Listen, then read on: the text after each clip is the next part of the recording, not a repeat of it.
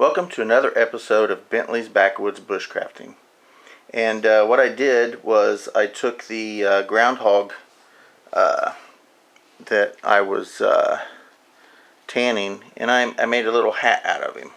Now, I made the hat as big as I possibly could for the size of the groundhog. And it doesn't quite fit me, but it may fit my grandson. So I'm thinking maybe my grandson's about ready to get himself his first little groundhog hat. And there's his little tail and everything.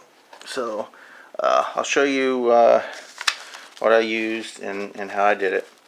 Here's the side patterns, and basically originally I was trying to make it large enough for myself, but it wasn't quite, the skin wasn't quite long enough or big enough for me to do that. But the bottom part I would try to make 13 inches, the top 11.5 inches, and 5 inches from here to here, from the bottom to the top. When I laid that pattern down on the hide, it didn't quite fit, so I had to cut it down to the largest I could make. And then a circle, which was going to be 7 inches, but there again I had to adjust for the size of the material I actually had. And I used some fake sinew, artificial sinew, and a needle. Now, one thing I did that you don't necessarily have to do, but I have this leather punch, and I used the smallest, the smallest size that I could possibly get on this punch, and I did the holes on the sides, and to make the, as you can see, there we go. To make this, it helped. And as you can tell, you can't tell. There's the back of it. You can't tell those holes are there. So let's see, there's a little bit. I had to fix the fur a little bit. But anyway,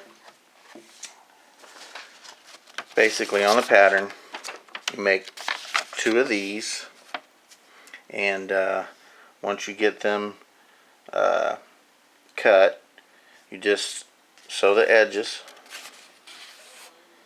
both sides, and then you can turn it inside out, and that's what you get here, this part here. And then of course you place your circle just below where the animal's ears are, and you make your circle. And once you have and the circles right here is from the ears, and it goes around here like this. And then this part here, the face part, you just kind of angle it out to where it'll look decent. So once you get these here sewn together, then you start sewing the circle on it, and leave from here on both sides, leave it unstitched. And then what you do is it'll be inside out still at this point. And then what you do is you shove the face down into it, and then you turn it inside out, and then you'll actually have the actual cap. And then all you got to do is fold the head, the face area down, and I've got stitchings right here,